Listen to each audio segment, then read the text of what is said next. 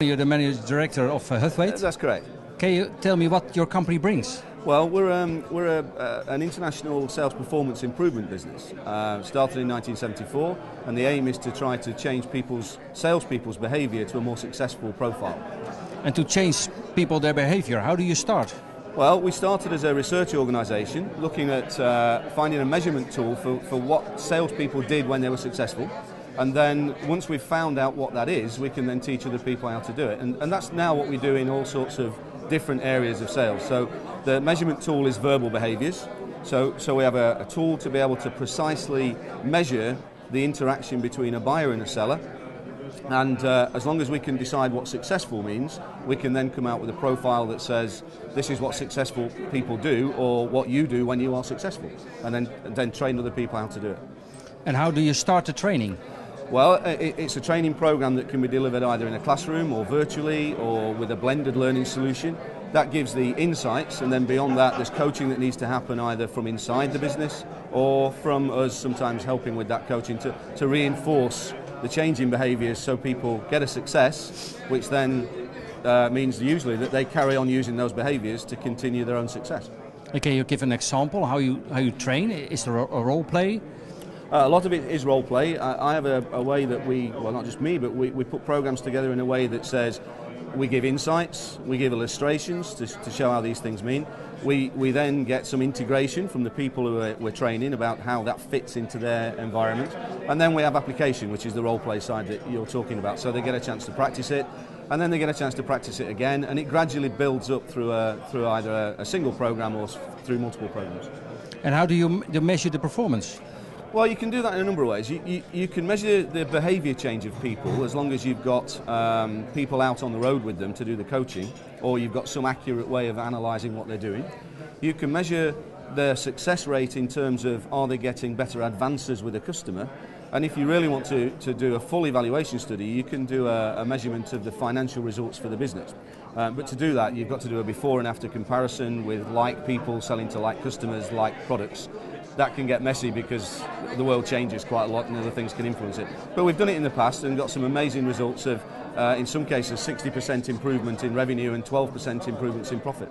And how keep you that on the long term? How do you keep it long term? Yeah. Well, because what we're talking about, particularly in this instance, is a methodology called SPIN. That's a language. It becomes a common language within the business. And if people have a commonality and a common way of doing something, it tends to be self-reinforcing. If you're successful, people tend to repeat their successful behaviours rather than their unsuccessful ones, as long as they know which ones are successful. And of course, in the multinationals that we work with, which is most of our business, there's a request for consistency to be able to do this in, as I said earlier, maybe many countries and many different languages. So they adapt the methodology into their whole business practice. And do we need that now more than normal?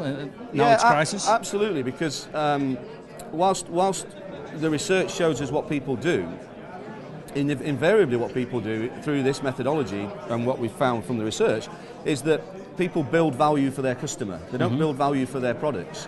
They build value for the customer. So the client value is what's important.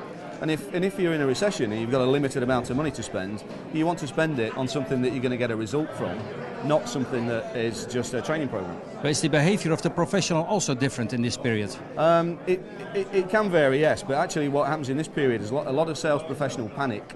They start discounting too quickly, they start giving things away before they get to a negotiation, so that by the time they get to a negotiation, there's nothing left to negotiate with. What they sometimes do is panic into not selling the value to somebody, not getting the person to recognise the value, and they assume it's all going to be about price and start discounting their prices, so the margins go down, and then, as you can see, lots of companies go out of business.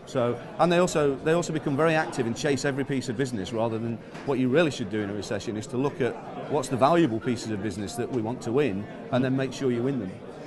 And there are so many training sessions, so many companies who give trainings. Absolutely. How do you know this is the right one? Well, we know it's the right one because this is what salespeople do when they're successful. So no program that we do is something that's just been a good idea. and it's not intellectual property that's been copied from anywhere else. It's actually what people do when they're good. We could do the same for you as an interviewer. We could analyse you as an interviewer and then teach other people how to do what you do. It's exactly the same technique. But what is the secret of you and your company, your people? Right, well the secret for us is we concentrate on the quality of what the client gets, but also in the consistency of what they get with a local cultural flavour. So whilst you may do one of our programs in 8 countries, if you were working with, say, a healthcare company, the healthcare systems are going to be different in those eight countries. So you need to have local people delivering local programs who understand what their buyers are going to see in that country as being valuable. So that's one of the secrets. The other one is focus. Is to make sure that we don't suddenly run off and, when somebody comes and says, can you deliver a program on interview techniques, if we haven't got the research on it, we don't deliver it. So we make sure that we only deliver things that we know are going to work and have proven successfully because other people have already been doing it. So it's a little bit of a self-fulfilling prophecy, really. And what is the secret behind the best salesman? What skills must he have? Well, if you ask anybody who does sales training that, or any salesman, they'll say you've got to listen. Okay, that's absolutely true. You've got to ask questions. That's absolutely true. But just listening and asking questions won't do it. You've got to be able to get the buyer to think in a different way to what they were thinking before you went in. So for me, one of the things we use is to say, if you were to ask the buyer, or your manager was to ask the buyer at the end of that sales call, would that buyer have paid for that interaction that you've just had? If the answer is yes, then you've been a very, very good salesman because you've added some value during that conversation. Yeah. If you're just being a talking brochure, then this day and age, you don't need that. It's a very expensive way of trying to sell products. You must have a good match. Absolutely. Good connection. No, absolutely. Okay. Absolutely. Thank you very much. Thank you, Dave. Good sales. Thank you.